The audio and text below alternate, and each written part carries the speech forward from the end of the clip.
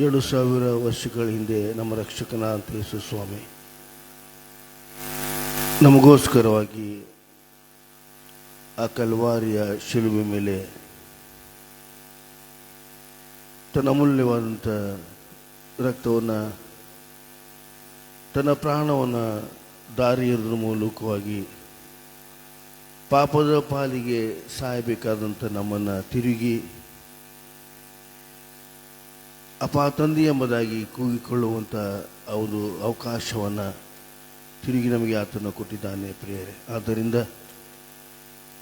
ಈ ಒಂದು ಶುಭ ಶುಕ್ರವಾರದ ಒಂದು ನಸುಕಿನ ಆರಾಧನೆಯನ್ನು ನಾವು ಪ್ರಾರಂಭ ಮಾಡೋಕ್ಕಿಂತ ಪೂರ್ವದಲ್ಲಿ, ಕರ್ತನ ಸನ್ನಿಧಾನಕ್ಕೆ ನಾವು ಬರೋಕ್ಕಿಂತ ಪೂರ್ವದಲ್ಲಿ ನಮ್ಮನ್ನು ನಾವು ಪರೀಕ್ಷೆ ಮಾಡಿಕೊಂಡ ಪ್ರಿಯರೇ. ಆತನು ಸುರಿಸಿದಂಥ ರಕ್ತ ಅದು ವ್ಯರ್ಥವಾಗಿ ಹೋಗಬಾರ್ದು, ಆತನು ಕೊಟ್ಟಂತಹ ಪ್ರಾಣ ಅದು ವ್ಯರ್ಥವಾಗಿ ಹೋಗಬಾರ್ದು ಎಂಬುದಾಗಿ ನಾವು ವಿಚಾರ ಮಾಡಿಕೊಳ್ತಾ ನಮ್ಮ ಹೃದಯದಲ್ಲಿ ನಾವು ಆತನ ಅಂಗೀಕಾರ ಮಾಡಿಕೊಂಡ ಪ್ರಿಯರೇ. ಆದ್ದರಿಂದ ನಾವು ಈ ಸಮಯದಲ್ಲಿ ವಾಕ್ಯವು ನಮಗೆ ಈ ರೀತಿಯಾಗಿ ತಿಳಿಸ್ತಾ ಇದೆ. ಯೆಶಾಯನು ಬರೆದಂಥ ಪ್ರವಾದನೆ ಗ್ರಂಥ 53ನೇ ಅಧ್ಯಾಯದಲ್ಲಿ ಆತನ ಬಾಸುಂಡೆಗಳಿಂದ ನಮಗೆ ಗುಣವಾಯಿತು ಎಂಬುದಾಗಿ ಪ್ರವಾದಿಯಾದಂಥ ಯೆಶಾಯನು ತಿಳಿಸ್ತಾ ಇದ್ದಾನೆ. ಆತನ ಸುರಿಸಿದಂಥ ರಕ್ತ ಅದು ಒಂದೊಂದು ಹನಿ ನಮಗೆ ಪಾಪದಿಂದ ಬಿಡುಗಡೆಯನ್ನು ಕೊಡೋದಕ್ಕಾಗಿ. ಯಾರೂ ಸಹ ನಮಗೋಸ್ಕರವಾಗಿ ಪ್ರಾಣವನ್ನು ಕೊಡೋದಕ್ಕೆ ಸಿದ್ಧರಿರುವುದಿಲ್ಲ, ಆದರೆ ಯೇಸು ಮಾತ್ರ ಆ ಕಾರ್ಯವನ್ನು ಆ ಕಲ್ವಾರಿ ಬೆಟ್ಟದಲ್ಲಿ ಆತನು ಮಾಡಿ ಮುಗಿಸಿದ್ದಾನೆ. ಆದ್ದರಿಂದ ಆ ಒಂದು ಸನ್ನಿವೇಶವನ್ನು ನಾವು ನೆನಪು ಮಾಡಿಕೊಳ್ಳೋದ್ರ ಮೂಲಕವಾಗಿ ಈ ರೀತಿಯಾಗಿ ನಾವು ರಾಗವನ್ನು ಹಾಡಿಕೊಂಡ ಸಿಲುಬೆಯನ್ನು ವಹಿಸಿಕೊಂಡು ಬೀದಿಯಲ್ಲಿ ಸಾಗಿದನು ಎಂಬುದಾಗಿ ಪ್ರಾರ್ಥನಾಪೂರ್ವಕವಾಗಿ ಈ ದಿನದ ಆರಾಧನೆಗೋಸ್ಕರವಾಗಿ ಸಿದ್ಧಪಡಿಸಿಕೊಳ್ಳೋಣ.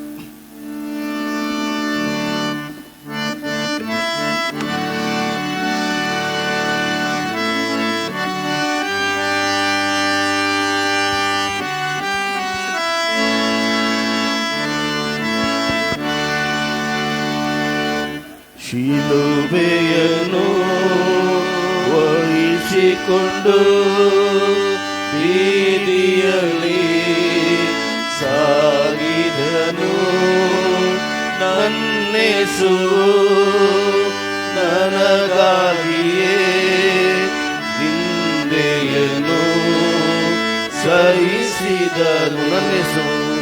ನನ್ನೇಸು ನನಗಾಗಿಯೇ ನಿಂದೆಯನ್ನು ಸಹಿಸಿದನು. ಯೆರೂಸಲೇಮೇ ಯೆರೂಸಲೇಮೇ ಯೆರೂಸಲೇಮೇ ನಿನ್ನ ಜನರು ಪ್ರಿಯನನ್ನು ಕರುಣಿಸದೆ ದ್ರೋಹಿಯಾದ ಬರಬನನ್ನೇ ಕರುಣಿಸದೆ ದ್ರೋಹಿಯಾದ ಬರಬನನ್ನೇ ಬಯಸಿದರು. ಶಿಲುಬೆಯನ್ನು ವಹಿಸಿಕೊಂಡು ಬೀದಿಯಲ್ಲಿ ಸಾಗಿದರು ನನ್ನೇಸು ನನಗಾಗಿಯೇ ನಿಂದೆಯನ್ನು ಸಹಿಸಿದನು. ಕಲ್ವಾರಿಯ ಬೆಟ್ಟದಲ್ಲಿ ನನ್ನ ರಾಜನ ವಧಿಸಿದರು. ಪಾಪವಿಲ್ಲದ ನನ್ನ ಒಡೆಯ ನನಗಾಗಿಯೇ ಬಲಿಯಾದನು. ಪಾಪವಿಲ್ಲದ ನನ್ನ ಒಡೆಯ ನನಗಾಗಿಯೇ ಬಲಿಯಾದನು. ಶಿಲುಬೆಯನ್ನು ವಹಿಸಿಕೊಂಡು ಬೀದಿಯಲ್ಲಿ ಸಾಗಿ ನನ್ನೇಸು ನನಗಾಗಿಯೇ ನಿಂದೆಯನು ಸಹಿಸಿದನು. ನನ್ನೇಸು ನನಗಾಗಿಯೇ ನಿಂದೆಯನು ಸಹಿಸಿದನು.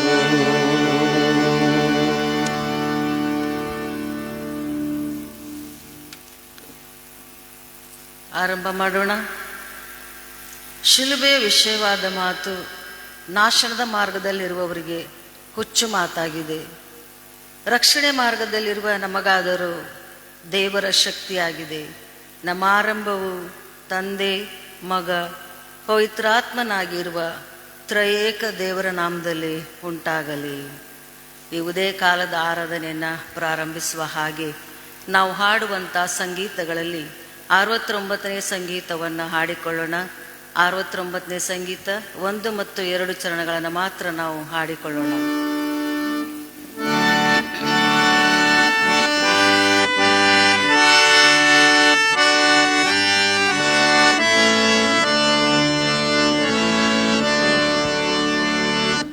ಈಗೋ ಮನುಷ್ಯರು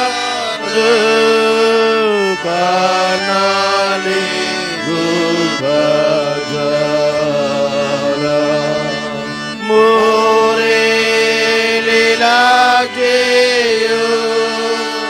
ಉಡಿಲಿ ಶೋಕಮಾಲ ಹಾನೇಲಿ ಬೇವರು ಸಂಕಷ್ಟ ಮಾನದೇ ಎದೆಲಿ ತಾಳ್ಮೆಯು ಈ ರೂಪ ನೋಡಿರಿ.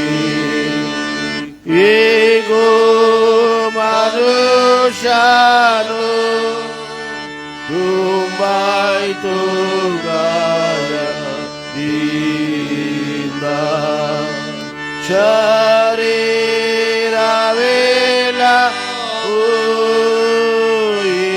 ಶ್ರಮ ಗದರಿಂದ ಪವಿತ್ರನೇದ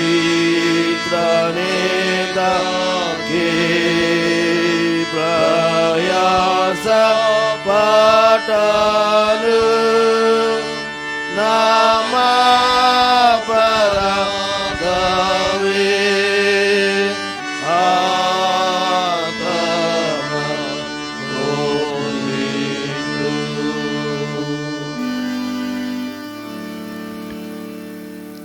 ಪ್ರಾರ್ಥನೆ ಮಾಡಿಕೊಳ್ಳೋಣ. ಪರಿಶುದ್ಧನು ಪರಿಶುದ್ಧನು ಪರಿಶುದ್ಧನಾದಂಥ ಅಗಮ್ಯವಾದ ಬೆಳಕಿನಲ್ಲಿ ವಾಸಿಸುವ ಪ್ರೀತಿಯುಳ್ಳ ಪರಲೋಕದ ತಂದೆಯಾದ ದೇವರೇ, ಅಪ್ಪ ಸ್ವಾಮಿ, ಈ ಉದಯ ಕಾಲದಲ್ಲಿ ರಾಜ ನಿನ್ನ ಪಾದ ಬಳಿಗೆ ನಾವು ಬಂದಿದ್ದೇವೆ ಸ್ವಾಮಿ. ಕರ್ತನೆ, ಈ ವಿಶೇಷವಾದ ದಿನ ಸ್ವಾಮಿ, ಶುಭ ಶುಕ್ರವಾರ ಕರ್ತನೆ, ಗುಡ್ ಫ್ರೈಡೇ ದಿವಸ ಸ್ವಾಮಿ.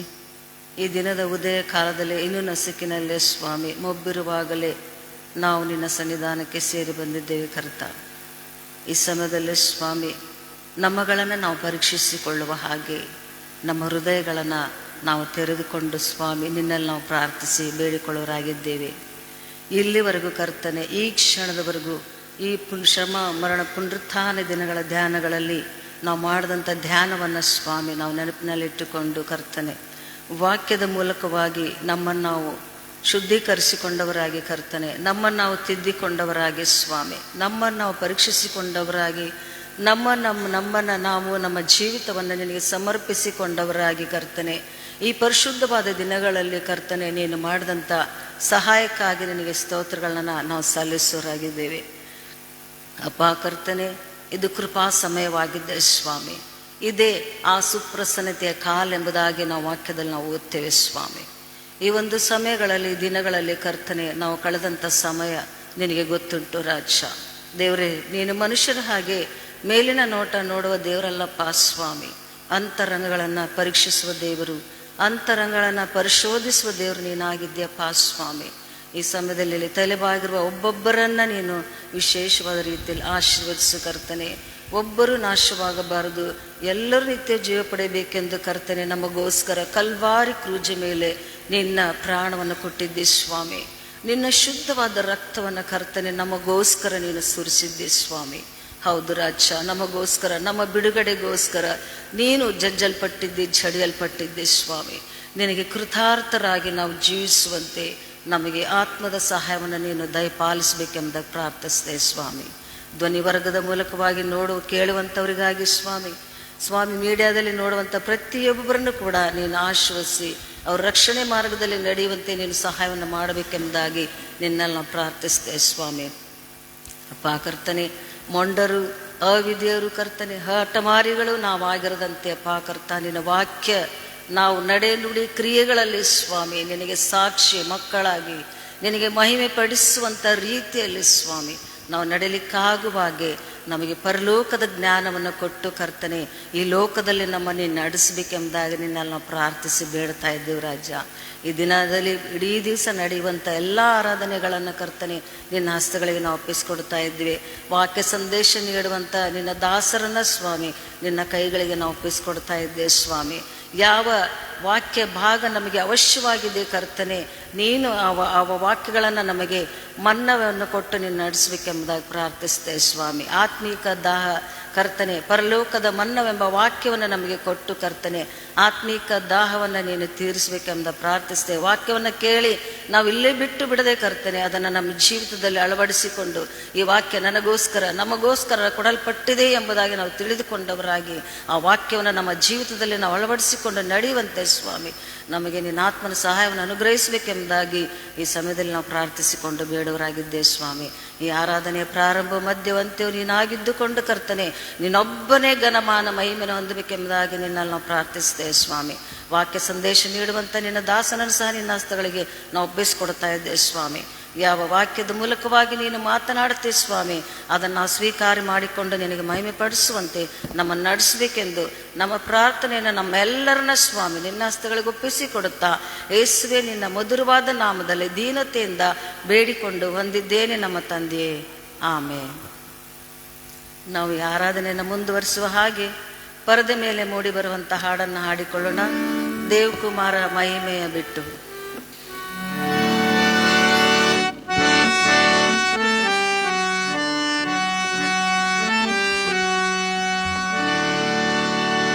ದೇವಕುಮಾರ ಮಹಿಮೆಯ ಬಿಟ್ಟು ಮನುಷ್ಯಾವತಾರವನು ಆತ ನನಗಾಗಿ ತಾಳಿದನು. ಮಹಾದೇವರ ತೀರ್ಪು ಮನುಜರ ಶಾಪ ನನಗಾಗಿ ತಾಳಿದನು. ತಾನೇ ನನಗಾಗಿ ತಾಳಿದನು. ದೇವ ಕುಮಾರ ಮಹಿಮೆಯ ಬಿಟ್ಟು ಮನುಷ್ಯಾವತಾರವನು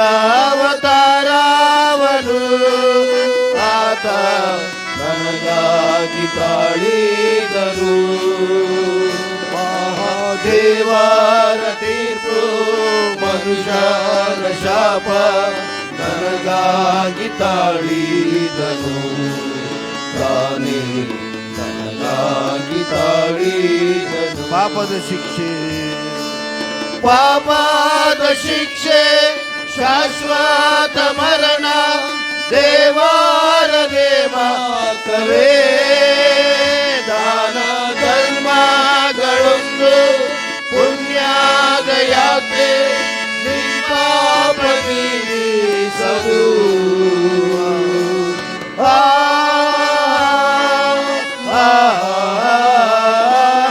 ಪಾಪದ ಶಿಕ್ಷೆ ಶಾಶ್ವತ ಮರಣ ದೇವರ ನೇಮಕವೇ.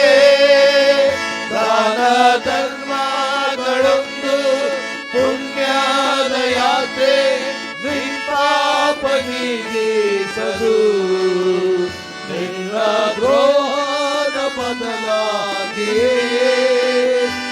ಸ್ವದೇಹ ಮಾಡಿಕೊಂಡ ನಮ್ಮ ಕೈಗಳ ಮೇಲೆ ದಿವ್ಯ ರಕ್ತವ ಸುರಿಸಿ ಪಾಪವ ಹರಿಸಿ ಶಿಲುಬೆಯ ಹೌದು ಸ್ವಾಮಿ. ಮೇಲಿದ್ದ ತಾನೇ ರಾಗಿ ತಾಳಿದನು. ಆಹಾ ದೇವ ಕುಮಾರ ಮಹಿಮೆಯ ಬಿಟ್ಟು ಮನುಷ್ಯಾವತಾರವನು ಆತ ನನಗಾಗಿ ತಾಳಿದನು. ಮಹಾದೇವನ ತೀರ್ಪು ಮನುಜರ ಶಾಪ ನನಗಾಗಿ ತಾಳಿದನು. ತಾನೇ ನನಗಾಗಿ ತಾಳಿದನು. ದೇವ ಕುಮಾರ ಬಿಟ್ಟು ಮನುಷ್ಯಾವತಾರವನು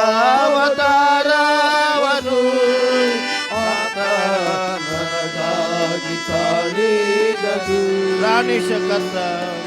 ಪ್ರಾಣೇಶ ಕರ್ತ ಹೊಸ ಜೀವ ತತ್ವ ಕೃಪೆಯಿಂದ ಕೊಟ್ಟಾತನೇ. ನೀನು ನಮ್ಮಯ ರಕ್ಷೆ ತಂದೆಯ ಶಿಕ್ಷೆ ಒಟ್ಟಾಗಿ ತಾಳಿರಿ. ಹೌದು ಸ್ವಾಮಿ.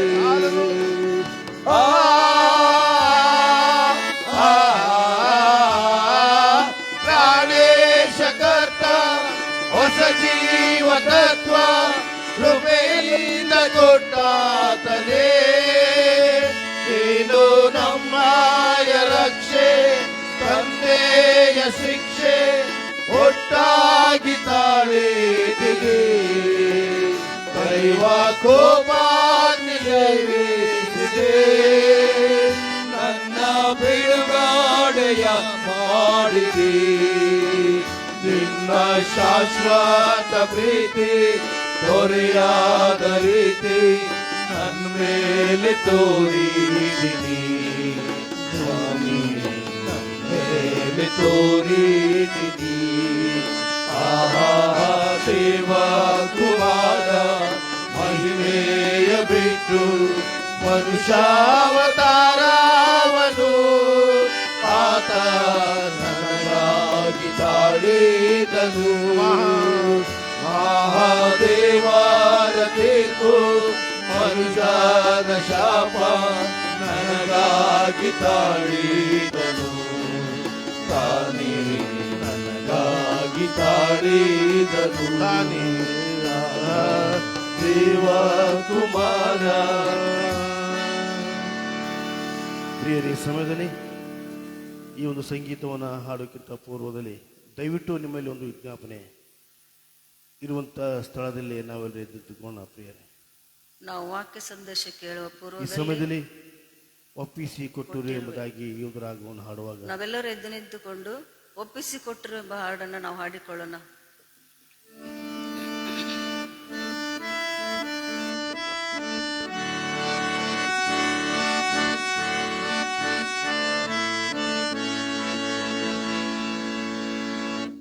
ಒಪ್ಪಿಸಿ ಕೊಟ್ಟಿರು ಪ್ರಾರ್ಥನಾಪೂರ್ವಕವಾಗಿ ನಮ್ಮ ಕೈಗಳನ್ನು ನನ್ನನ್ನು ನನಗಾಗಿ ಲೋಕದ ರಕ್ಷಕ ಲೋಕದ ರಕ್ಷಕಾಗಿ ಉನ್ನತ ಬಲಿಯಾಗಿ ಉನ್ನತ ಬಲಿಯಾಗಿ ಒಪ್ಪಿಸಿ ಕೊಟ್ಟಿರುವೆ.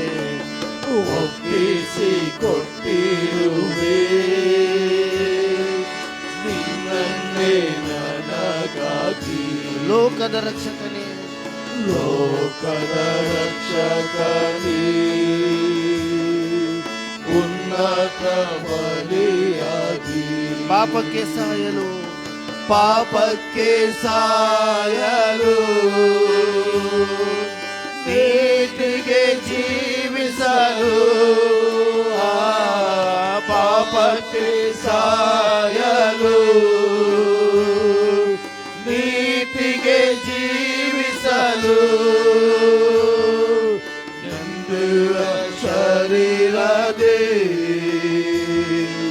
ನನ್ನ ಪಾಪ ಕೋಟಿರುವೆ. ನಿಂದಿವ ಶರೀರದೇ ನಿಂದಿರುವ ಶರೀರದೇ ನನ್ನ ಪಾಪ ಕೋಟಿರುವೆ. ಒಪ್ಪಿಸಿಕೊಟ್ಟಿರುವೆ ಒಪ್ಪಿಸಿಕೊಟ್ಟಿರುವೆ ನಿನ್ನನ್ನೇ ನನಗಾಗಿ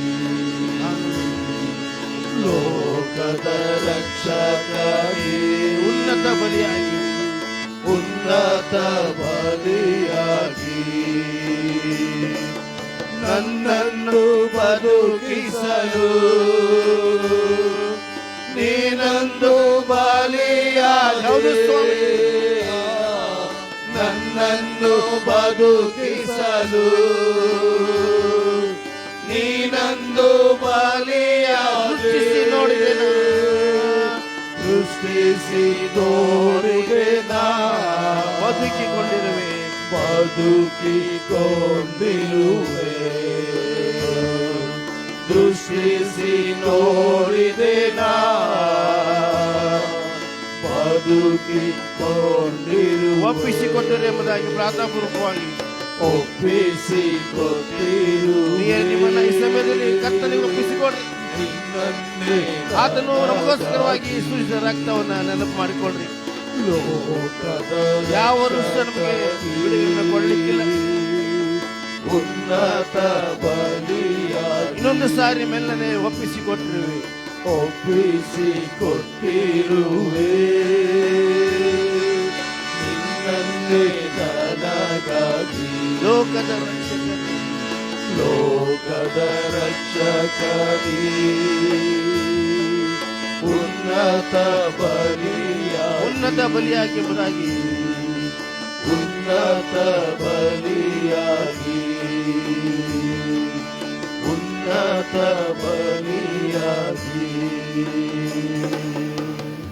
ನಾವು ನಿಂತುಕೊಂಡಿರುವಾಗಲೇ ಕರ್ತನ ಸನ್ನಿಧಾನದಲ್ಲಿ ಸ್ವಾಮಿ ನಿನ್ನ ಪ್ರಸನ್ನತೆ ಆಳ್ವಿಕೆ ಮಾಡಲಿ ಸ್ವಾಮಿ.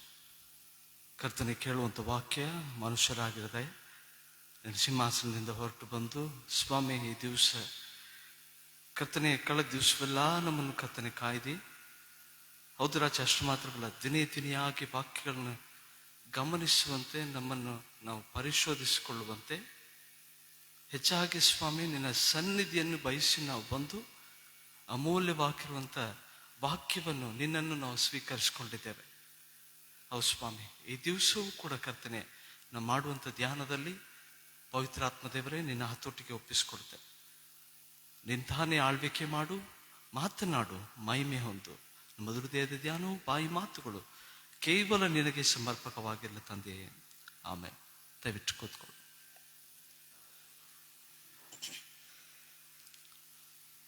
ಒಂದು ಸಾರಿ ಒಂದು ಕೋರ್ಟ್ ಆವರಣದಿಂದ ಆಚೆ ಒಬ್ಬ ಸ್ತ್ರೀ ಒಂದು ಫಲಕವನ್ನು ಹಿಡಿದುಕೊಂಡು ಅದರಲ್ಲಿ ಒಂದು ವ್ಯಾಖ್ಯಾನ ಬರೆದಿತ್ತಂತೆ. ಆ ವ್ಯಾಖ್ಯಾನ ಏನೆಂಬುದಾಗಿ ನೋಡೋದಾದ್ರೆ ಎಲ್ಲರಿಗೂ ಅದನ್ನು ತೋರಿಸ್ತಾ ಆಕೆ ಕೇಳ್ತಾ ಇದ್ಲಂತೆ, ದಯವಿಟ್ಟು ನನ್ನ ಗಂಡನಿಗೆ ಮರಣದಂಡನೆ ಆಗಿದೆ, ಯಾರಾದರೂ ಆತನನ್ನ ಮರಣದಂಡನೆ ತಪ್ಪಿಸಿದರೆ ನಾನು ಅವರ ಮನೆಯಲ್ಲಿ ಜೀತದ ಆಳಾಗಿ ನಾನು ಕೆಲಸ ಮಾಡುವುದಕ್ಕಾಗಿ ನಾನು ಬಯಸ್ತೇನೆ ಎಂಬುದಾಗಿ ಆ ಸ್ತ್ರೀ ಆ ಫಲಕವನ್ನು ಹಿಡಿದು ಎಲ್ಲರಿಗೂ ಪ್ರದರ್ಶಿಸ್ತಾ ಹಂಬಲಿಸ್ತಾ ದುಃಖದಲ್ಲಿ ಆಕೆ ಕೇಳ್ತಾ ಇದ್ಲಂತೆ. ಎಲ್ಲರೂ ಹಾದು ಹೋಗೋರು ನೋಡಿ ಇದೇನೋ ಹುಚ್ಚುತನ, ವಾದವಾಗಿದೆ, ಮರಣದಂಡನೆಯೂ ಕೂಡ ಆಗಿದೆ, ಶಾಸನವಾಗಿದೆ, ಅದನ್ನು ತಪ್ಪಿಸೋದಕ್ಕೆ ಸಾಧ್ಯ ಇಲ್ಲ ಎಂಬುದಾಗಿ ಎಲ್ಲರೂ ಹೇಳ್ತಾ ಹಾಗೆ ಹೋದ್ರ. ಆದರೆ ಈ ಸ್ತ್ರೀ ಮಾತ್ರ ಯಾವುದೇ ನಿರೀಕ್ಷೆಯನ್ನು ಕಳೆದುಕೊಳ್ಳದೆ ಅದನ್ನು ತೋರಿಸ್ತಾ ಹಂಬಲಿಸ್ತಾ ಪ್ರಾರ್ಥಿಸ್ತಾ ಇದ್ಲಂತೆ. ಆಗ ಒಬ್ಬ ಹಿರಿಯ ವಕೀಲರು ಆ ಭಾಗದಲ್ಲಿ ಹೋಗ್ತಾ ಇರುವಂತಹದನ್ನು ನೋಡಿ ಅದು ಸ್ತ್ರೀಯನ್ನು ಗಮನಿಸಿ ಈಕೆ ಹಂಬಲಿಸೋದನ್ನು ನೋಡಿ ನಾವು ಹೇಗಾದರೂ ಈಕೆಗೆ ಸಹಾಯ ಮಾಡಬೇಕೆಂಬುದಾಗಿ ಹೇಳಿ ತಿರುಗಿ ಅದನ್ನು ವಾದವನ್ನು ಎತ್ತುಕೊಂಡು ಆ ಕೋರ್ಟಿನಲ್ಲಿ ಆ ವ್ಯಕ್ತಿಗೆ ಆ ಮರಣದಂಡನೆಯಿಂದ ಪಾರು ಮಾಡಿದರಂತೆ. ಪಾರು ಮಾಡಿದ ನಂತರ ಆ ವ್ಯಕ್ತಿಗೆ ಆ ಒಂದು ಹೆಂಡತಿ ಬಂದು ಕೇಳ್ತಾ ಇದ್ದಾಳೆ, ಅಯ್ಯ ನಮ್ಗೆ ಯಾರು ನೀವು ಗೊತ್ತಿಲ್ಲ, ಅದನ್ನು ನೀವು ಪ್ರತಿಕ್ರಿಯೆ ಮಾಡಿ ಸ್ಪಂದಿಸಿದ್ದೀರಿ, ನಾನು ಇದಕ್ಕೆ ಚಿರಋಣಿ, ನಾನು ಹೇಳಿದ ಮಾತು ತಪ್ಪುವುದಿಲ್ಲ, ನಿಮ್ಮ ಮನೆಯಲ್ಲಿ ನಾನು ಕೆಲಸಕ್ಕಾಗಿ ಇರ್ತೇನೆ ಎಂಬುದಾಗಿ ಕೇಳುವಾಗ ಆ ಒಂದು ವಕೀಲರು ಹೇಳಿದ್ರಂತೆ, ನೀನು ಜೀತದ ಆಳಾಗಿರುವುದಕ್ಕಾಗಿ ಅಥವಾ ನನ್ನ ಮನೆಯಲ್ಲಿ ಕೆಲಸ ಮಾಡುವುದಕ್ಕಾಗಿ ನಿನ್ನನ್ನು ಬಿಡಿಸಲಿಲ್ಲ, ಆದರೆ ನಿನ್ನ ಗಂಡನ ಮೇಲೆ ನಿನಗೆ ಎಷ್ಟೊಂದು ಪ್ರೀತಿ ಎಂಬುದಾಗಿ ನಾನು ಅರ್ಥಕೊಂಡೆ. ಆ ಪ್ರೀತಿಗೋಸ್ಕರ ಆತನ ಮಾಡದೇ ಇರುವಂಥ ತಪ್ಪಿಗೆ ಅನುಭವಿಸಿದ್ದಕ್ಕಾಗಿ ಮರಣದಂಡನೆಯನ್ನು ನಾನು ಈಗಲೂ ಕೂಡ ವಾದಿಸುವಾಗಲೂ ಗಮನಿಸಿದೆ, ನಿನ್ನ ಪ್ರೀತಿಗೋಸ್ಕರ, ಗಂಡನ ಮೇಲಿರುವಂಥ ಪ್ರೀತಿಗೋಸ್ಕರ ನಾನು ಈ ಕೆಲಸ ಮಾಡಿದೆ ಹೊರತು ನೀನು ನನ್ನ ಮನೆಯಲ್ಲಿ ಜೀತದಾಳಾಗಿದ್ದುಕೊಂಡು ಕೆಲಸ ಮಾಡುವುದಕ್ಕಾಗಿ ಅಲ್ಲ ಎಂಬುದಾಗಿ ಹೇಳುವಾಗ ಆಕೆ ಜರ್ಜರಿತಳಾಗಿ ತುಂಬ ಧನ್ಯವಾದಗಳನ್ನು ಹೇಳಿ ಹೊರಟಾಳೆ ಎಂಬುದಾಗಿ ನೋಡಿಕೊಳ್ಳು. ಈ ದೃಷ್ಟಾಂತದ ಮೂಲಕವಾಗಿ ಕ್ರಿಸ್ತನನ್ನ ನಮ್ಮ ಜೀವಿತಗಳಲ್ಲಿ ಈ ದೃಶ್ಯಾವಳಿಯಲ್ಲಿ ನಾವು ಅಳವಡಿಸಿಕೊಂಡು ನಾನು ನೋಡುವುದಾದ್ರೆ, ನಾವು ಅನುಭವಿಸಲೇಬೇಕಾದಂಥ ಮರಣದಂಡನೆಯನ್ನು ದೇವರು ಕ್ರಿಸ್ತನ ಮೇಲೆ ಹಾಕಿ ಅಂದು ನಮಗೋಸ್ಕರ ಪಾರು ಮಾಡಿದನೆಂಬುದಾಗಿ ನೋಡಿಕೊಳ್ತೇವೆ. ಹಾಗಾದರೆ ಈ ದಿವಸಗಳಲ್ಲಿ ನಾವು ಧ್ಯಾನ ಮಾಡುತ್ತಾ ಬರ್ತಾ ಇದ್ದೇವೆ. ಶ್ರೇಷ್ಠವಾಗಿರುವಂಥ ವಾಕ್ಯವನ್ನು ದಿನೇ ದಿನೆಯಾಗಿ ಕ್ರಿಸ್ತನ ಶ್ರಮೆಗಳನ್ನು ಧ್ಯಾನ ಮಾಡಿದ್ದೇವೆ. ಆತನ ಮರಣದಲ್ಲಿ ನಾವು ಕೂಡ ಯಾವ ರೀತಿಯಲ್ಲಿ ಲೋಕದ ಪಾಲಿಗೆ ಸಾಯಬೇಕು ಹಾಗೂ ಕ್ರಿಸ್ತನಿಗೋಸ್ಕರ ನಾವು ಜೀವಿಸಬೇಕು ಆ ಪುನರುತ್ಥಾನದ ಶಕ್ತಿ ಮೂಲಕವಾಗಿ ಎಂಬುದಾಗಿರುವಂಥ ಅನೇಕ ಸತ್ಯ ವಾಕ್ಯಗಳನ್ನು ಗಮನಿಸ್ತಾ ಬಂದಿದ್ದೇವೆ. ಲೋಕವು ಈ ದಿವಸ ಹೇಳ್ತಾ ಇದೆ, ನಮ್ಮ ಕ್ಯಾಲೆಂಡರ್ಗಳಲ್ಲೂ ಕೂಡ ಈ ದಿವಸ ನೋಡಿರ್ಬೋದು, ಶುಭ ಶುಕ್ರವಾರ, ಗುಡ್ ಫ್ರೈಡೆ ಎಂಬುದಾಗಿ ಬರೆಯಲ್ಪಟ್ಟಿದೆ. ಆದರೆ ಆತ್ಮಿಕ ಒಳ ಅರ್ಥದಲ್ಲಿ ಅದು ಅದೇ ಆಗಿದೆ. ಸಂತೋಷಕರವಾದ ಸಂಗತಿನೇ ಹೌದು. ನಮಗೆ ಅನೇಕರ ಅವಿಶ್ವಾಸಿಗಳು ಕ್ರೈಸ್ತರಾಗಿದ್ದರೂ ಕೂಡ ಅನೇಕರು ಹೇಳುವಂಥ ಮಾತುಗಳು ನಾವು ಗಮನಿಸಿದ್ದೇವೆ. ಶುಭ ಶುಕ್ರವಾರ ಅಂದರೆ ಯೇಸು ಸ್ವಾಮಿಯನ್ನು ಶಿಲುಬೆಗೆ ಒಪ್ಪಿಸಿ ಮರಣಕ್ಕೆ ಒಪ್ಪಿಸಿಕೊಟ್ಟಂಥ ದಿನ ಎಂಬುದಾಗಿ ಹೇಳ್ತೇವೆ. ಅದು ನಿಜವಾಗಲೂ ಆ ದಿವಸ ಯೇಸು ಸ್ವಾಮಿ ಅದನ್ನು ಮಾಡದೇ ಇದ್ದಿದ್ದರೆ ನಮಗೆ ರಕ್ಷಣೆ ಭಾಗ್ಯ ಇರ್ತಿರ್ಲಿಲ್ಲ, ನಿತ್ಯ ಜೀವದ ಭಾಗ್ಯವಿರ್ತಿರ್ಲಿಲ್ಲ. ನಾವಿನ್ನೂ ಪಾಪದಲ್ಲಿಯೇ ಜೀವಿಸಬೇಕಾಗಿತ್ತು. ಪಾಪ ಮಾಡಿರುವಂಥದ್ದೆಲ್ಲವೂ ಸಾಯಲೇಬೇಕಾಗಿತ್ತು. ನಿತ್ಯತ್ವದ ಸಾವಿಗಾಗಿ ನಾವು ಸಿದ್ಧಪಡಿಸಲ್ಪಟ್ಟಿದ್ದೇವೆ. ಆದರೆ ಕ್ರಿಸ್ತನ ಪ್ರೀತಿ ಇವೆಲ್ಲವನ್ನು ನಮ್ಮ ಜೀವಿತಗಳಲ್ಲಿ ಶ್ರೇಷ್ಠತೆಯಲ್ಲಿ ನಮಗೆ ಮಹಿಮೆಯ ರಾಜ್ಯದ ಬಾಧ್ಯತೆ ಕರೆದುಕೊಂಡು ಹೋಗುವಂಥದ್ದಾಗಿದೆ. ನಾನು ಆಯ್ದುಕೊಂಡಂತ ಸತ್ಯವೇದದ ಭಾಗವು ಏಷಯನು ಬರೆದ ಗ್ರಂಥ ಅದರ 53ನೇ ಅಧ್ಯಾಯ 3-7 ವಚನ, ಲೂಕನು ಬರೆದ ಸುವಾರ್ತೆ 23ನೇ ಅಧ್ಯಾಯ ಅದರ 33-46. ಈ ವಾಕ್ಯ ಭಾಗದ ಹಿನ್ನೆಲೆಯಿಂದ ಈ ದಿವಸ ನಾನು ಆರಿಸಿಕೊಂಡಂತ ಪ್ರಸ್ತಾಪ ಕ್ರೂಜೆಯಲ್ಲಿ ಪೂರ್ಣಗೊಂಡ ಪ್ರೀತಿ ಎಂಬುದಾಗಿ. ನಿಜವಾಗಲೂ ಕ್ರಿಸ್ತನು ಆ ದಿವಸ ನಮಗೆ ಅದನ್ನು ಹೋಗದಿದ್ದರೆ ನಾವು ಏನಾಗಬಹುದಾಗಿತ್ತೋ ಅದು ನಾವು ಅರಿಯೋ. ಎಷ್ಟು ವೈರಿಯ ವಶವಾಗಿರುವುದಾದ್ರೆ ಆತ ನಮ್ಮನ್ನು ಏನೆಲ್ಲ ಮಾಡಬಹುದಾಗಿತ್ತು. ನಿತ್ಯ ನರಕದಲ್ಲಿ, ಆ ಬೆಂಕಿಯ ಕೂಪದಲ್ಲಿ ಅದು ಆರಲ್ಪಡದೇ ಇರುವಂತ ಸಂಗತಿಯಲ್ಲಿ ನಾವು ನಿತ್ಯವೂ ನರಳಾಡಬೇಕಾದಂಥ ಸ್ಥಿತಿ. ಆದರೆ ಕ್ರಿಸ್ತನು ಎಲ್ಲವನ್ನು ಹೊತ್ತುಕೊಂಡು ನಮಗಾಗಿ ಆ ಶಿಲುಬೆಯಲ್ಲಿ ಜಯೋತ್ಸವದಿಂದ ಮೆರೆದನು ಎಂಬುದಾಗಿ ನೋಡ್ತೇವೆ. ಆ ದಿವಸ ಸೈತಾನನಿಗೆ ಸೋಲಾಯಿತು ಎಂಬುದಾಗಿ ನೋಡಿಕೊಳ್ತೇವೆ. ಮೊದಲೇದಾಗಿ ಈ ಕ್ರಿಸ್ತನ ಕ್ರೂಜೆಯಲ್ಲಿನ ಪೂರ್ಣಗೊಂಡ ಪ್ರೀತಿ ನಮಗೆ ಏನನ್ನು ತೋರಿಸಿಕೊಡುತ್ತದೆ ಎಂಬುದಾಗಿ ನೋಡೋದಾದ್ರೆ, ಕ್ರಿಸ್ತನ ಯಾತನೆಯನ್ನು ತೋರಿಸ್ತದೆ. ಮಾನವನ ಇದು ದೈವಿಕವಾದಂಥ ಒಂದು ಜಯದ ದಿನವಾಗಿ ನಾವು ಕಾಣಿಸಲ್ಪಡ್ತೇವೆ.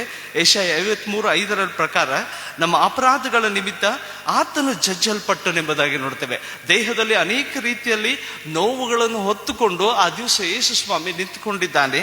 ಆ ಹೊಡೆತಗಳು, ಮುಳ್ಳಿನ ಕಿರೀಟದ ಆ ಒಂದು ಚಡಿ ಏಟುಗಳಿಂದ ಬಿದ್ದಂಥ ಎಲ್ಲ ರೀತಿಯಾದಂಥ ನೋವುಗಳನ್ನು ತಾಳಿಕೊಳ್ತಾ ನಮಗೋಸ್ಕರ ಆತನು ಇವನ್ನೆಲ್ಲವನ್ನು ತಾಳಿಕೊಳ್ಳಲೇಬೇಕು ಎಂಬುದಾಗಿರುವಂಥ ಶಾಸ್ತ್ರದ ಮಾತುಗಳಾಗಿರುವಂಥ ಅಥವಾ ಪ್ರವಾದನೆಯ ಮಾತುಗಳಾಗಿರುವಂಥದ್ದು.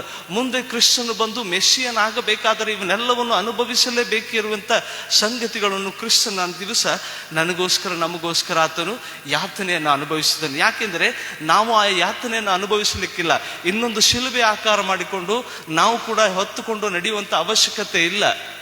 ಏನಿದ್ದರೂ ಕೂಡ ಕ್ರಿಸ್ತನನ್ನು ತೀರಿಸಿದನೆ ಎಂಬುದಾಗಿ ನಾವು ಹೃದಯದಿಂದ ನಂಬಿದವರಾಗಿ ಬಾಯಿಂದ ಅರಿಕೆ ಮಾಡುವಾಗ ಕ್ರಿಸ್ತನ ಯಾತನೆಯಲ್ಲಿ ನಾವು ರಕ್ಷಣೆಗೆ ಪಾಲುಗಾರರಾಗ್ತೇವೆ. ನಿಜವಾಗಲೂ ಎಷ್ಟು ಧನ್ಯತೆಯ ಜೀವಿತ ನಮ್ಮದಾಗಿದೆ. ಹಾಗೂ ಮನಸ್ಸಿನ ನೋವು ಆ ಯಾತನೆಯಲ್ಲಿ ಕಾಣಿಸಲ್ಪಡ್ತದೆ.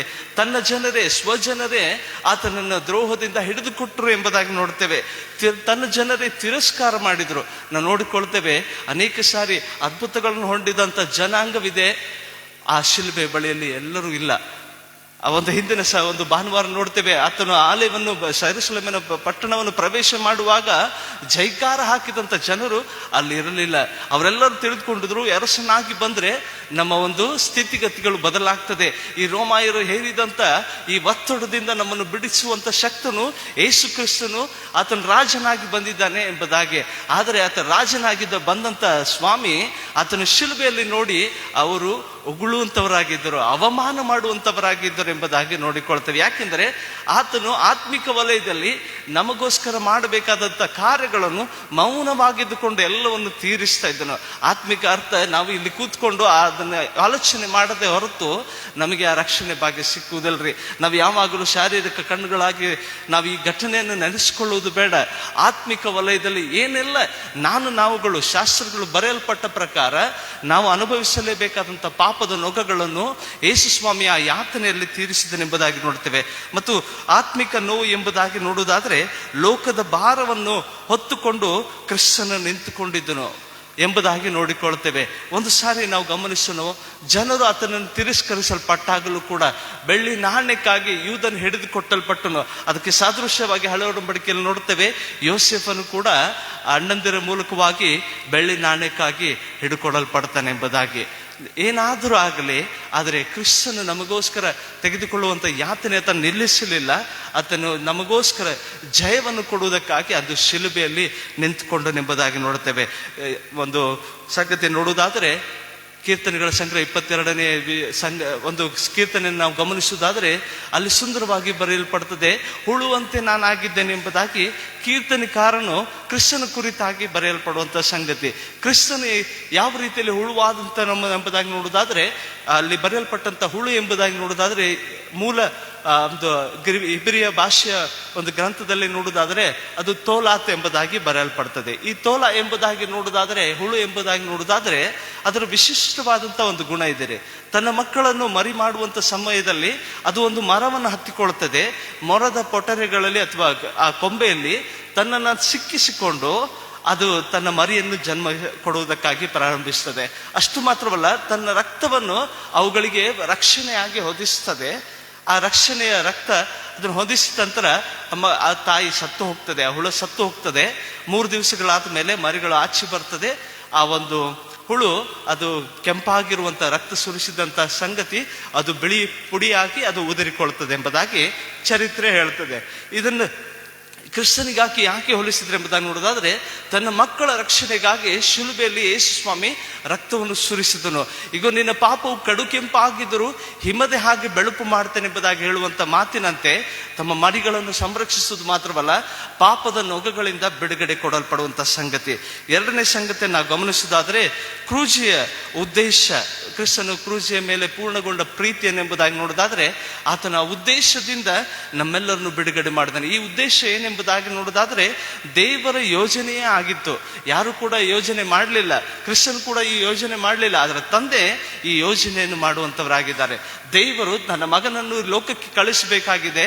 ಜನರಿಗಾಗಿ ನಾನು ಸೃಷ್ಟಿಸಿದಂಥ ಈ ಒಂದು ಭೂಮಿಯಲ್ಲಿ ಏನಾಗಿದೆ, ಮನುಷ್ಯರಿಂದ ಕೆಟ್ಟು ಹೋಗಿದೆ.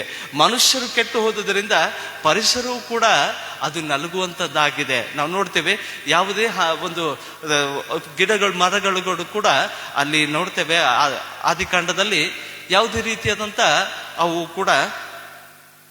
ಅವು ಮುಳ್ಳಿನ ಗಿಡಗಳಾಗಿ ಮಾರ್ಪಟ್ಟವು ಎಂಬುದಾಗಿ ನೋಡ್ತೇವೆ. ಆ ಮುಳ್ಳಿನ ಗಿಡಗಳಾಗಿ ಮಾರ್ಪಡುವುದಕ್ಕಾಗಿ ಮನುಷ್ಯನು ಮಾಡಿದ ಪಾಪಗಳಿಂದಲೇ ಕೂಡ ಅನೇಕ ಸಾರಿ ನಾವು ನೋಡ್ತೇವೆ. ಈಗ ಕಾಡು ಮೇಡುಗಳನ್ನು ತೆಗೆದವರಾಗಿ ನಾವು ಬಿಲ್ಡಿಂಗ್ಗಳನ್ನು ಊರು ಬೆಳೆಯುವುದನ್ನು ಗಮನಿಸ್ತೇವೆ. ಆದರೆ ಜನಾಂಗಗಳಲ್ಲಿ ನಾವು ನೋಡುವುದಾದರೆ ದೇವರ ಉದ್ದೇಶ ಏನೆಂಬುದಾಗಿತ್ತಂದ್ರೆ, ಯೆಶಾಯ 53:10 ಪ್ರಕಾರ ಅವನನ್ನು ಜಜ್ಜುವುದು ದೇವರ ಸಂಕಲ್ಪವಾಗಿತ್ತು. ಇದು ಆಕಸ್ಮಿಕವಾಗಿರುವಂಥ ಯೋಜನೆ ಅಲ್ಲ, ಇದು ಪ್ರವಾದನೆಗಳ ನೆರವೇರಿಕೆಯೇ ಆಗಿದೆ. ಮತ್ತು ಮಾನವನ ಪಾಪಗಳಿಗಾಗಿ ಪ್ರಾಯಶ್ಚಿತ್ತ ಪಡುವಂಥ ಒಂದು ಸಂಗತಿ, ಉದ್ದೇಶಕ್ಕಾಗಿ ಈ ಪ್ರೀತಿ ಅದನ್ನು ತೆಗೆದುಕೊಂಡಿತ್ತು ಎಂಬುದಾಗಿ ನೋಡ್ತೇವೆ. ಕ್ರೂಜೆ ಮೇಲೆ ಲೋಕದ ಸ್ಥಾಪನೆಗೆ ಮೊದಲೇ ಇದೆಲ್ಲವೂ ಯೋಜನೆಯಾಗಿ ಬೆಳೆಸಲ್ಪಟ್ಟಿತ್ತು. ಅಷ್ಟು ಮಾತ್ರವಲ್ಲ, ಇದರ ಸಂದೇಶ, ಆತ್ಮಿಕ ಒಳ ಅರ್ಥ, ದೇವರು ಯಾತನೆಯನ್ನು ಬದಲಾಗಿ ಅದನ್ನು ರಕ್ಷಣೆಗೆ ಮಾರ್ಪಡಿಸಿದನೆಂಬುದಾಗಿ ನೋಡ್ತೇವೆ. ಇನ್ನು 3ನೇ ಸಂಗತಿ, ಕ್ರೂಜೆಯಲ್ಲಿ ಕ್ರಿಸ್ತನ ಪ್ರೀತಿ ಪರಿಪೂರ್ಣಗೊಂಡ ವಿಧಾನವನ್ನು ನೋಡುವುದಾದ್ರೆ, ಕೊಲೊಸ್ಸದವರಿಗೆ ಬರೆದ ಪತ್ರಿಕೆ ಅದರ 2ನೇ ಅಧ್ಯಾಯ 14 ಮತ್ತು 15ನೇ ವಚನವನ್ನು ನಾನು ನಿಮಗಾಗಿ ಓದ್ತೇನೆ. ಆತನು ನಮ್ಮ ಅಪರಾಧಗಳನ್ನೆಲ್ಲ ಕ್ಷಮಿಸಿ ನಮ್ಮ ಮೇಲೆ ದೋಷಾರೋಪಣೆ ಮಾಡಿದಂಥ ಆಜ್ಞಾರೋಪವಾಗಿದ್ದಂಥ ಪತ್ರವನ್ನು ಕೆಡಿಸಿ ಅದನ್ನು ಶಿಲುಬೆಗೆ ಜಡಿದು ಇಲ್ಲದಂತಾಗ ಮಾಡಿದನು. ಆತನು ದೊರೆತನಗಳನ್ನು ಅಧಿಕಾರಿಗಳನ್ನು ನಿರಾಯುಧರನ್ನಾಗಿ ಮಾಡಿ ಜಯೋತ್ಸವ ಮಾಡುತ್ತಾನೋ ಎಂಬಂತೆ ಶಿಲುಬೆ ಮೇಲೆ ಅವುಗಳನ್ನು ಜಯಿಸಲ್ಪಟ್ಟವುಗಳನ್ನಾಗಿ ಮೆರೆಸುತ್ತಾ ತೋರಿಸಿದನೆಂಬುದಾಗಿ. ನಿಜವಾಗಲೂ ಇಂಥ ಶ್ರೇಷ್ಠತೆ ಯೇಸು ಸ್ವಾಮಿ ಆ ಜಯೋತ್ಸವದ ಮೂಲಕವಾಗಿ ನಾನು ಇದನ್ನೆಲ್ಲ ತೀರಿಸಿದ್ದೇನೆಂಬುದಾಗಿ ಹೇಳುವಂಥ ಮಾತು. ತೀರಿಸಿದ್ದೇನೆಂಬುದಾಗಿ ಹೇಳುವುದಾದರೆ ದಿವಸ 7 ಮಾತುಗಳು ನಾವು ಧ್ಯಾನ ಮಾಡಲಿಕ್ಕಿದ್ದೇವೆ ಮಧ್ಯಾಹ್ನ ಬಂದು. ಆ ಸಂಗತಿಗಳಲ್ಲಿ ನಾವು ಗಮನಿಸ್ತೇವೆ, ಶಿಲುಬೆಯ ಮೇಲೆ ಯೇಸು ಸ್ವಾಮಿ ಇದನ್ನು ತೆಗೆದುಕೊಳ್ಳುವಾಗ ತೀರಿತೆಂಬುದಾಗಿ ಹೇಳುವಾಗ ತನ್ನನ್ನು ಒಪ್ಪಿಸಿಕೊಟ್ಟು ಮುಗಿತಪ್ಪ, ನಂದು ಇದೊಂದು ಜನ್ಮ ಇಲ್ಲಿ ಮನುಷ್ಯರಿಗಾಗಿ ಕೊಡಲ್ಪಟ್ಟೆ ಎಂಬುದಾಗಿ. ಇಷ್ಟನ್ನೇ ಅಲ್ಲ, ಮಾನವರಿಗೋಸ್ಕರ ಏನೆಲ್ಲ ರ್ಯಾಟ್ಸ್ಗಳು ಒಂದು ಬಂಧನಗಳು ಇದ್ದವು ಅವನ್ನೆಲ್ಲ ನಾನು ತೀರಿಸಿದ್ದೇನೆ, ಬಂಧನದ ನೊಗಗಳನ್ನು ಮುರಿಸಿದ್ದೇನೆ ಎಂಬುದಾಗಿ ಹೇಳುವಂತ ವಿಜಯೋತ್ಸವದ ಮಾತುಗಳು ಇದಾಗಿತ್ತು ಎಂಬುದಾಗಿ ನೋಡ್ತೇವೆ. ದೋಷಾರೋಪಣ ಪಟ್ಟಿಗಳನ್ನು ಆತನು, ಆಜ್ಞಾರೂಪವಾಗಿರುವಂಥ ಪಟ್ಟಿಗಳನ್ನು ಅಲ್ಲಿ ಆತನು ಹರಿದು ಹಾಕಿದನೆಂಬುದಾಗಿ ನೋಡ್ತೇವೆ. ಸೈತಾನಿಗೆ ಅಪ್ಪಟವಾಗಿಯೂ ಅಲ್ಲಿ ಸೋಲು ಉಂಟಾಗಿತ್ತು. ನಾವು ನೋಡಿಕೊಳ್ಳುತ್ತೇವೆ ಮುಂದೆ. ಪಾಪದ ಸಾಲ ಅದು ಅಲ್ಲಿ ರದ್ದು ಮಾಡಲ್ಪಟ್ಟಿತು, ಸೈತಾನನಿಗೆ ಸೋಲಿಸಲ್ಪಟ್ಟಿತು. ವಿಶ್ವಾಸಿಗಳಿಗೆ ಅದು ಸ್ವತಂತ್ರ ದೊರಕುವಂತ ದಿವಸವಾಗಿತ್ತು ಎಂಬುದಾಗಿ ನೋಡಿಕೊಳ್ತೇವೆ. ಈ ದಿವಸ ಯೇಸು ಸ್ವಾಮಿ ಶಿಲುಬೆಯಲ್ಲಿ ಒಂದು ಅಸ್ಥಿವಾರವನ್ನು ನಮಗೋಸ್ಕರ ಹಾಕಿದನು, ಸ್ವಾತಂತ್ರ್ಯ ಪಡೆದುಕೊಳ್ಳುವುದಕ್ಕಾಗಿ. ಅನೇಕ ಸಾರಿ ನಾವು ನೋಡ್ತೇವೆ, ಪಾಪ ಮಾಡಿರುವಂಥದ್ದೆಲ್ಲವೂ ಸಾಯಲೇಬೇಕಾದಂಥದ್ದು, ಅದಕ್ಕೋಸ್ಕರ ನಾವು ದೂರ ಉಳಿಯುವಂಥವರಾಗಿದ್ದೇವೆ. ಆಲಯವಾಗಿರಲಿ, ನಾವು ಆತ್ಮಿಕ ವಲಯದಲ್ಲಿ ಯೇಸು ಸ್ವಾಮಿಯನ್ನು ಹಿಂಬಾಲಿಸುವಂಥದ್ದಾಗಿರಲಿ, ಕಷ್ಟ ಪರಿಸ್ಥಿತಿಗಳು ಬರುವಾಗ ನಾವು ಕ್ರಿಸ್ತನಿಂದ ದೂರವಾಗ್ತೇವೆ. ಅದಲ್ಲದೆ ಯೇಸು ಸ್ವಾಮಿ ಆ ಒಂದು ಬುನಾದಿಯನ್ನು ಹಾಕಿದ್ದಾನೆ. ಕ್ರಿಸ್ತನು ಆ ಶಿಲುಬೆಯಲ್ಲಿ ನನಗೋಸ್ಕರ ಆ ಸ್ವಾತಂತ್ರ್ಯವನ್ನು ತನ್ನನ್ನು ಒಪ್ಪಿಸಿಕೊಡುವುದರ ಮೂಲಕವಾಗಿ ಕೊಡಲ್ಪಟ್ಟವನಾಗಿದ್ದಾರೆ. ಇದನ್ನೇ ನಾವು ಗುರುತಿಸಿದಂಥ ನಾವುಗಳು ಕೂಡ ಸ್ವತಂತ್ರರಾಗಿರಬೇಕು. ಗಲಾತ್ಯ ಪುಸ್ತಕದಲ್ಲಿ ಹೇಳಲ್ಪಡ್ತದೆ, ನೀವು ಸ್ವತಂತ್ರದಲ್ಲಿರಬೇಕೆಂಬುದಾಗಿ ನಾನು ಬಯಸ್ತೇನೆ ಎಂಬುದಾಗಿ. ನಾವು ದಾಸತ್ವದ ನೊಗದಲ್ಲಿ ಇರುವುದು ಯೇಸು ಸ್ವಾಮಿಗೆ ಇಷ್ಟವಿಲ್ಲ. ಅದಕ್ಕೋಸ್ಕರ ಯೇಸು ಸ್ವಾಮಿ ದಾಸನ ರೂಪವನ್ನು ಧರಿಸಿ ನಮಗೋಸ್ಕರ ದಾಸನಿಗೆ ಆಗಬೇಕಾದಂಥ ಶಿಕ್ಷೆಯನ್ನು ಆ ದಿವಸ ಅನುಭವಿಸಿ ನನ್ನನ್ನು ನಮ್ಮನ್ನು ಆತನು ಬಿಡುಗಡೆ ಮಾಡಿದನೆಂಬುದಾಗಿ ನೋಡಿಕೊಳ್ತೇವೆ. ಹಾಗಾದರೆ ಇದನ್ನು ನಾವು ಶಾರೀರಿಕವಾಗಿ ನಾವು ಗಮನಿಸ್ತೇವೆ. ಆತನು ಶಿಲುಬೆಯಲ್ಲಿರುವಂಥದ್ದು ಯೇಸು ಸ್ವಾಮಿ ರಕ್ಷಣೆ ಅನುಭವವನ್ನು ತರುವುದು ಆಗಿನ ಕಾಲದಲ್ಲಿ ಈಗಿನ ಕಾಲದವರಿಗೆ ಅಂತ ಅಷ್ಟೇ ಅಲ್ಲ. ಮೊದಲೇ ಪೇತ್ರ ಅದರ 3ನೇ ಅಧ್ಯಾಯಕ್ಕೆ ಬರುವಾಗ 19ರಿಂದ 21 ವಚನದಲ್ಲಿ ಹೇಳ್ತದೆ, ಆತನು ಶರೀರಧಾರಿಯಾಗಿ ಇಲ್ಲಿ ಆತನನ್ನು ಒಪ್ಪಿಸಿಕೊಟ್ಟ ನಂತರ ಆತ್ಮ ಸ್ವರೂಪವಾಗಿ, ಆತ್ಮ ಸಂಬಂಧವಾಗಿ ಸೆರೆಯಲ್ಲಿ ಇರುವಂತ ನೋಹನ ಕಾಲದಲ್ಲಿಂದ ಸತ್ತು ಹೋದಂತ ಆತ್ಮಗಳ ಬಳಿಗೆ ಈ 3 ದಿವಸಗಳ ಕಾಲ ಆತನನ್ನು ಮರಣಕ್ಕೆ ಒಪ್ಪಿಸಿ ಆತನು ಸಮಾಧಿಯಲ್ಲಿ ಇಡಲ್ಪಟ್ಟು ಪುನರುತ್ಥಾನವಾಗುವ ದಿವಸದವರೆಗೂ ಕೂಡ ಯೇಸು ಸ್ವಾಮಿ ಆ ಸೆರೆಯಲ್ಲಿದ್ದಂಥ ಆತ್ಮಗಳಿಗೆ ಹೋಗಿ ಆತನು ರಕ್ಷಣೆಯ ಸುವಾರ್ತೆಯನ್ನು ಸಾರಿದನೆಂಬುದಾಗಿ ನೋಡ್ತೇವೆ.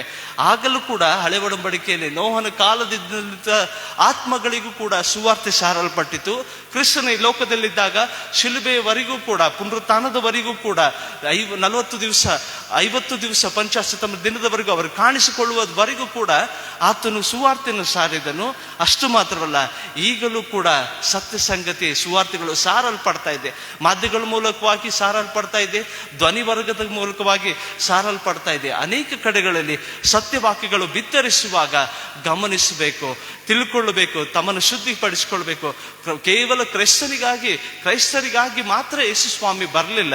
ಲೋಕದ ಸಂಬಂಧವಾಗಿರುವಂತ, ತನಗೆ ಸಂಬಂಧ ಪಾಡಲ್ಪಟ್ಟಂತ ಸೃಷ್ಟಿ ಕಾರ್ಯದಲ್ಲಿ ಮಾನವರನ್ನು ಉಂಟು ಮಾಡಿದಂತ, ತನ್ನ ಶ್ವಾಸವನ್ನು ಹೊಗಿಸಿದಂತ ಎಲ್ಲಾ ಆತ್ಮಗಳಿಗೂ ಕೂಡ ಯೇಸು ಸ್ವಾಮಿ ರಕ್ಷಣೆ ಅನುಭವಕ್ಕಾಗಿ ಈ ದಿವಸ ನಾವು ನೋಡ್ತೇವೆ. ಶುಭ ಶುಕ್ರವಾರ. ನಿಜವಾಗಲೂ ಯೇಸು ಸ್ವಾಮಿ ಅವನ್ನೆಲ್ಲವನ್ನು ತೀರಿಸಿದನೆಂಬುದಾಗಿ 7 ಮಾತಿನಲ್ಲಿಯೂ ಕೂಡ ಆತನು ನೋಡ್ತಾನೆ, ತಂದೆಯೇ ಅವರನ್ನು ಕ್ಷಮಿಸಿಬಿಡು ಎಂಬುದಾಗಿ. ಲೂಕನ ಬರೆಸುವಾರ್ತೆ 23:34 ಹೇಳುವ ಪ್ರಕಾರ ಅಲ್ಲಿ ಕೂಡ ಕ್ಷಮಿಸಿಬಿಡು ಎಂಬುದಾಗಿ ಹೇಳುವ, ಅಲ್ಲಿರುವಂತ ಜನರು ಆತನಿಗೆ ಯಾತನೆ ಕೊಟ್ಟಂತ ಜನರಿಗೆ ಮಾತ್ರವಲ್ಲ ಆತನು ಕ್ಷಮಿಸಿಬಿಡು ಅಂತ ಹೇಳಿದ್ದು, ಯಾರೆಲ್ಲ ಪಾಪದ ನೊಗದಲ್ಲಿದ್ದಾರೋ ಸ್ವಾಮಿ, ನೀನುಗಾಗಿ ಸಂಬಂಧಪಟ್ಟಿರುವಂಥವರನ್ನು ನೀನು ಒಂದು ಧನ್ಯತೆ ಕೊಡುವಂತ ಎಲ್ಲ ಜನರಿಗೋಸ್ಕರ, ಆ ಬಾಧ್ಯತೆ ಕೊಡುವಂತ ಎಲ್ಲ ಜನರಿಗೋಸ್ಕರವೂ ಕೂಡ ಅವರ ಪಾಪಗಳಿಂದ ಕ್ಷಮಿಸಲ್ಪಡಲೆಂಬುದಾಗಿ ಆತನು ಕೂಗಿದನೆಂಬುದಾಗಿ ನೋಡ್ತೇವೆ. ಆ ಕ್ರೂಜಲ್ಲಿ ನುಡಿದಂತೆ 2ನೇ ಮಾತಿನ ತಾತ್ಪರ್ಯ ಎಂಬುದಾಗಿ ನೋಡುವುದಾದ್ರೆ ಆತನು ರಕ್ಷಣೆ ಕೊಟ್ಟನೆಂಬುದಾಗಿ ನೋಡ್ತೇನೆ. ಆ 2 ಕಳ್ಳರಲ್ಲಿ ಕೂಡ ಇನ್ನೊಬ್ಬನು ಹೇಳ್ತಾ ಇದ್ದಾನೆ, ನಿನ್ನ ದಂಡನೆಯಲ್ಲಿದ್ದಿ, ನೀನು ಬಿಡಿಸ್ಕೋ, ನಮ್ಮನ್ನು ಬಿಡಿಸಿ ಎಂಬುದಾಗಿ ಕೇಳುವಾಗ ಇನ್ನೊಬ್ಬ ಕಳ್ಳನ್ ಹೇಳ್ತಾ ಇದ್ದೇನೆ, ಆತನೇನು ತಪ್ಪು ಮಾಡಲಿಲ್ಲಲ್ಲ, ಆತ ನಮಗೋಸ್ಕರ ಏನು ತಪ್ಪು ಮಾಡಲಿಲ್ಲ, ಆತನು ಆದರೂ ಕೂಡ ನಾವು ಅನುಭವಿಸಬೇಕಾದ ದಂಡನೆಯಲ್ಲಿದ್ದೇವೆ, ಆತನೇನು ಮಾಡಲಿಲ್ಲ ಎಂಬುದಾಗಿ ಹೇಳುವಾಗ ಆ ಮಾತು 2ನೇ ಮಾತು ನಾವು ಗಮನಿಸ್ತೇವೆ, ಹಿಂದೆ ನೀನು ಪರದೇಶಿನಲ್ಲಿ ಇರ್ತೆ ಎಂಬುದಾಗಿ. ಎಂತ ಧನ್ಯತೆ ರೀ!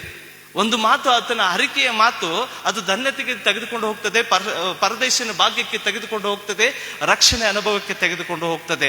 ನಾವು ಕೂಡ ಮನಸ್ಸಿನಿಂದ ನಂಬುದವರಾಗಿ ದೇವರಲ್ಲಿ ಕೇಳಿಕೊಳ್ಳುವಾಗ ಆ ರಕ್ಷಣೆ ಅನುಭವಕ್ಕೆ ನಾವು ಬರುವಂತವರಾಗಿದ್ದೇವೆ. ಇನ್ನು ಮೂರನೇ ಮಾತು ಆ ಕಾಳಜಿಯ ಮಾತಾಗಿತ್ತು ಎಂಬುದಾಗಿ ನೋಡ್ತೇವೆ. ತನ್ನ ಲೋಕದಲ್ಲಿದ್ದಾಗ ತನ್ನನ್ನು ಸಾಕಿ ಸಲುಹಿದ ತಾಯಿ. ಅನೇಕ ರೀತಿಯಲ್ಲಿ ನೋಡ್ತೇವೆ ಆ ಮರಣದ ಸಂಗತಿ. ಯೇಸು ಸ್ವಾಮಿ ಹುಟ್ಟಿದಾಗ ಅಲ್ಲಿ ಮರಣಕರವಾದಂತ ಸಂಗತಿ ಇತ್ತು. ಹುಟ್ಟಿದ ಮಕ್ಕಳನ್ನು ಎಲ್ಲವನ್ನು ಕೊಂದು ಹಾಕುವಂತ ಪರಿಸ್ಥಿತಿ ಇದ್ದಾಗಲೂ ಕೂಡ ತಾಯಿ ರಕ್ಷಣೆ ಮಾಡಿದ್ದನ್ನು ಗಮನಿಸಿ ತಾಯಿಗೆ ಹೇಳುವಂತ ಮಾತು, ಅಮ್ಮ ನಿನಗೋಸ್ಕರ ಒಬ್ಬ ನಿಮ್ಮ ಮಗನಿದ್ದಾನೆ, ಯೋಹಾನನ್ನು ತೋರಿಸಿ, ಇಗೋ ನಿನ್ನ ಮಗನು, ಈಗೋ ನಿನ್ನ ತಾಯಿ ಎಂಬುದಾಗಿ.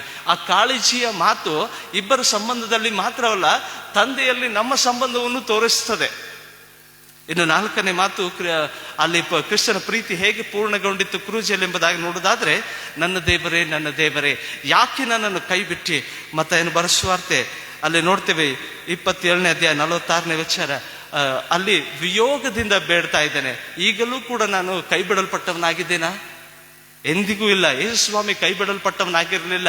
ಒಂದು ಮಾತು ಆತನು ಹೇಳಿದರೆ ದಂಡ ಆಗಿರುವಂತ ದೂತ ಸೈನ್ಯಗಳು ಬಂದು ಆತನನ್ನು ಕಾಪಾಡಬಹುದಾಗಿತ್ತು.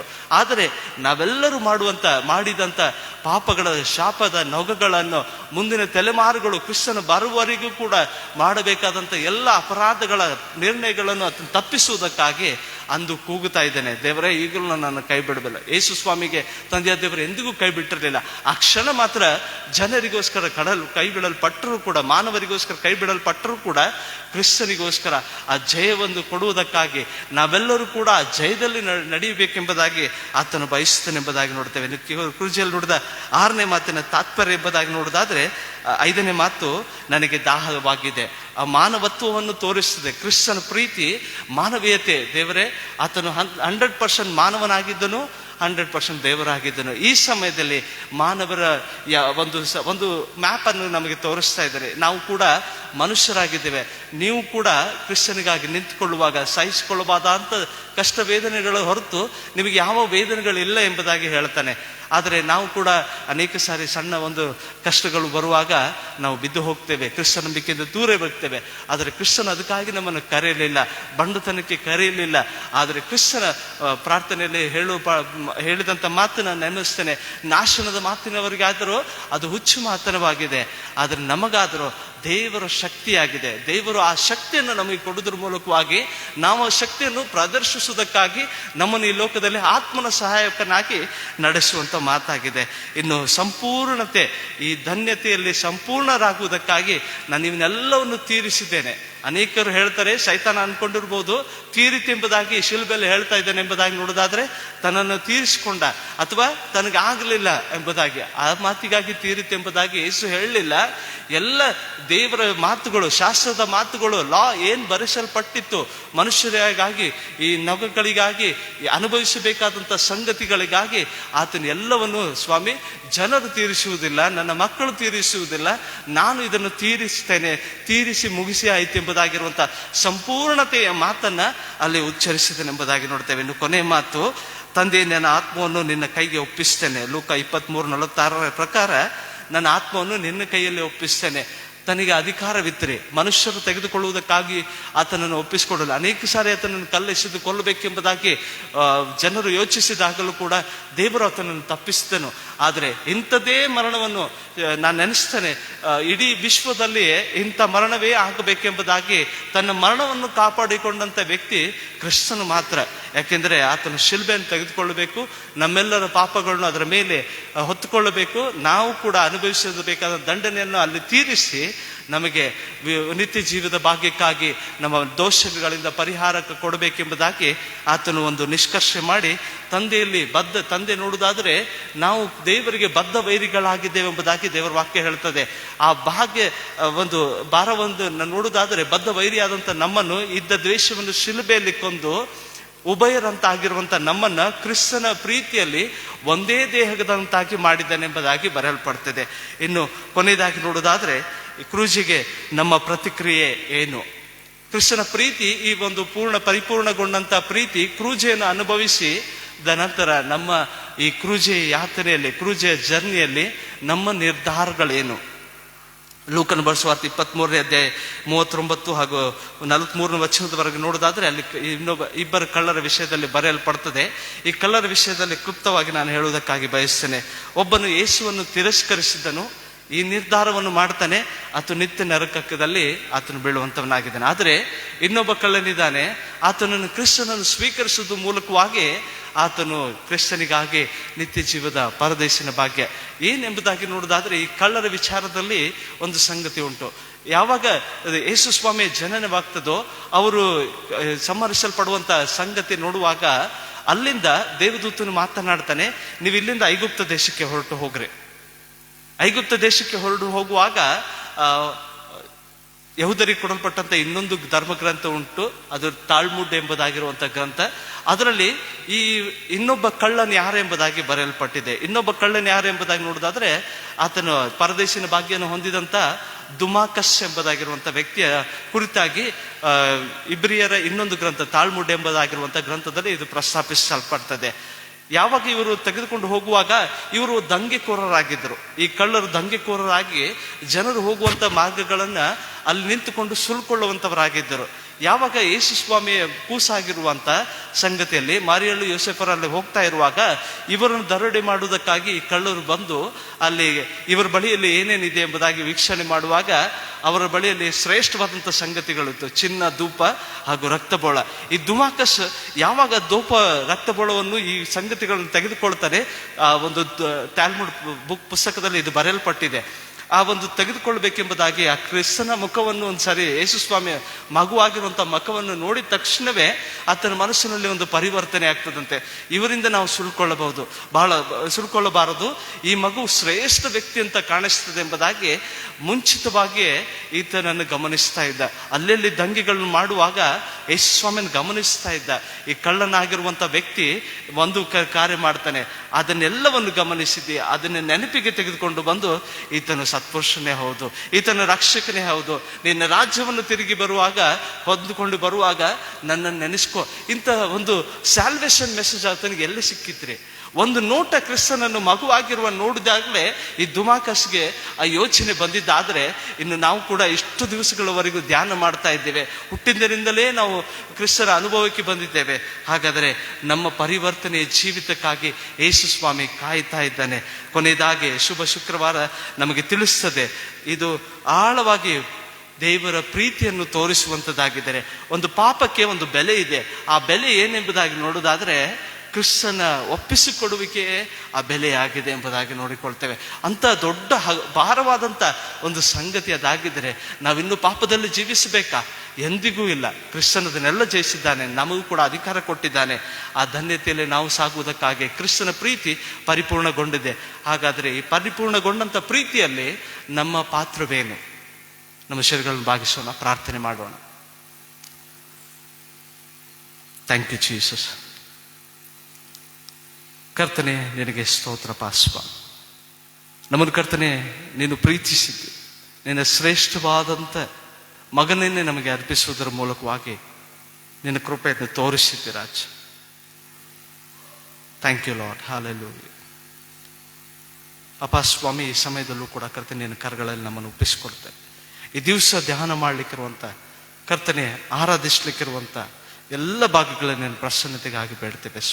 ಇದುವರೆಗೂ ನಾವು ವಾಕ್ಯವನ್ನು ಗಮನಿಸ್ತೇವೆ ರಾಜ. ನೀನೇ ನಮ್ಮನ್ನು ನಡೆಸು ಸ್ವಾಮಿ, ನೀನೇ ನಮ್ಮನ್ನು ಕಾಯಪ್ಪ ಸ್ವಾಮಿ.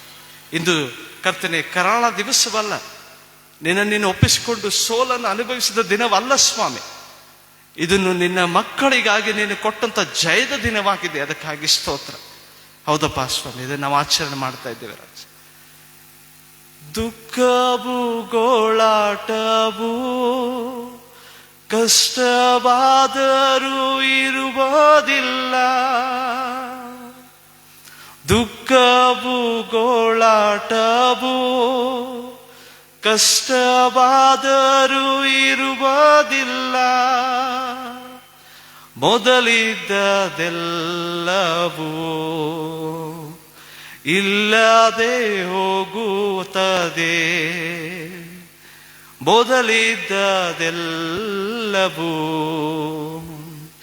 ಇಲ್ಲದೆ ಹೋಗುತ್ತದೆ. ಒಟ್ಟಾಗಿ ಪರಲೋಕವೇ, ಪರಲೋಕವೇ ನಂದೇಶವೇ ಎಂದು ನೋಡ್ಬೇನು. ಪರಲೋಕವೇ ನಂದೇಶವೇ ಎಂದು ನೋಡ್ಬೇನು. ಪ್ರಿಯ ಯೇಸುವನ್ನೇ ನಾನೆಂದು ನೋಡ್ಬೇನು. ಪ್ರಿಯ ಯೇಸುವನ್ನೇ ನಾನೆಂದು ನೋಡ್ಬೇನು. ಸ್ವಾಮಿ, ಆ ಮಹಿಮೆ ರಾಜ್ಯಕ್ಕೆ ನಮ್ಮನ್ನು ಸೇರಿಸುವವರೆಗೂ ನಮ್ಮ ಜೀವಾತ್ಮಗಳನ್ನು ಕಾಯಿಸ್ವಾಮಿ. ನೀನು ಕೊಟ್ಟಂಥ ರಕ್ಷಣೆ ಅನುಭವ, ನೀನು ತೆತ್ತಂಥ ಬೆಲೆ ನಮ್ಮ ಜೀವಿತ ವ್ಯರ್ಥ ಮಾಡದೆ ಕರ್ತನೆ. ಅನುದಿನವೂ ಈ ಶೋಧನೆ ಒಳಪಡುವಾಗಲೂ ಕೊಡ್ತಾ ನಿನ್ನ ಶಿಲುಬೆಯನ್ನು ಗಮನಿಸಿ ನಿನಗೆ ನಾವು ನಿಂತುಕೊಂಡು ಸಾಕ್ಷಿಯಾಗುವುದಕ್ಕಾಗಿ ನಮ್ಮ ಕೃಪೆಯಿಂದ ನಡೆಸು. ಎಲ್ಲ ಮಹಿಮೆ ನಿನಗೆ ಸ್ವಾಮಿ. ಯೇಸುವಿನ ನಾಮದಲ್ಲಿ ಪ್ರಾರ್ಥನೆ ಬೇಡಿದ್ದೇನೆ ತಂದೆ, ಆಮೇಲೆ.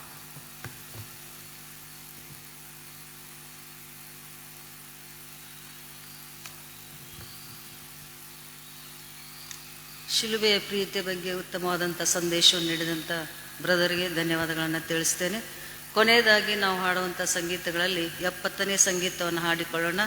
70ನೇ ಸಂಗೀತ 1 ಮತ್ತು 3 ಚರಣಗಳನ್ನು ಮಾತ್ರ ನಾವು ರಾಗ ಮಾಡಿಕೊಳ್ಳೋಣ.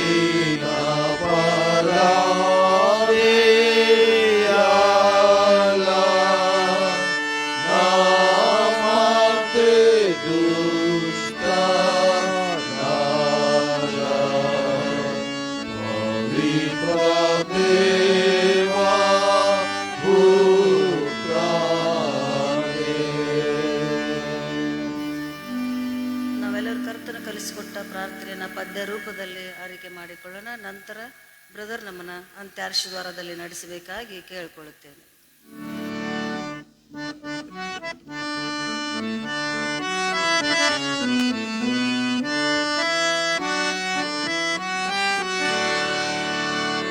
ಪರಲೋಕ ಜನಕ ಭವದ ವಿಧಾನವು ಇರುವುದವು ಪಾವನವಾಗಿರಲಿ. ಸುರಚಿರವಾಗಿ ನಯ ರಾಜ್ಯವು ತಲೆಯಲ್ಲಿ ನೆಲಸಲಿ ಸ್ಥಿರವಾಗಿ.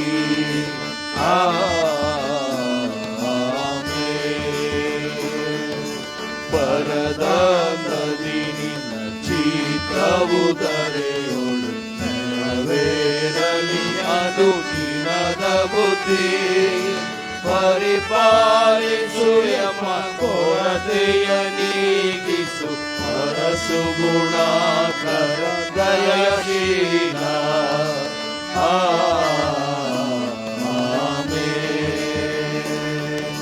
ಕ್ಷಮಿಸೆಂಬ ಪಾಪಗಳನ್ನು ನಾವಿತರರ ತೆರೆದಿದ ಯಾಕರಲಿ. ಕ್ಷೇಮವ ಪಾಲಿಸು ದೀನರ ರಕ್ಷಿಸು ಕಾಮಿತ ಫಲದಾಯಕ ನೀನೇ.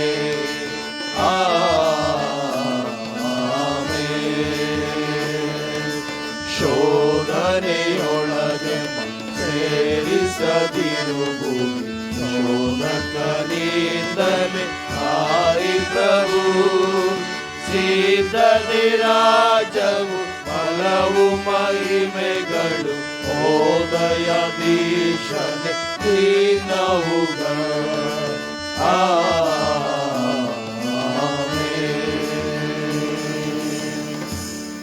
ನಾವು ಎದ್ದು ನಿಂತುಕೊಂಡವರಾಗಿ ಕ್ರಿಸ್ತನ ಆಶೀರ್ವಾದವನ್ನು ಪಡೆಕೊಳ್ಳೋಣ.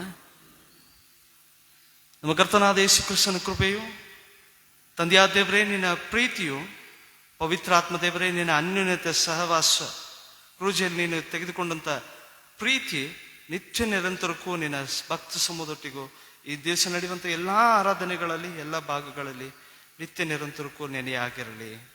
ಆಮೇಲೆ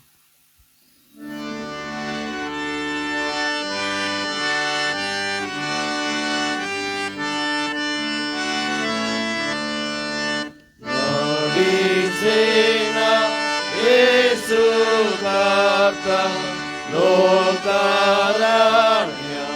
ಯಾತ್ರೆಯೋ ನೀನೇ ಶಕ್ತ ನಾನಶಕ್ತ ದಾಟಿಸೈ ಸ್ವಸ್ತರು ಜೀವದಾನ ತೇನಿಸೇನ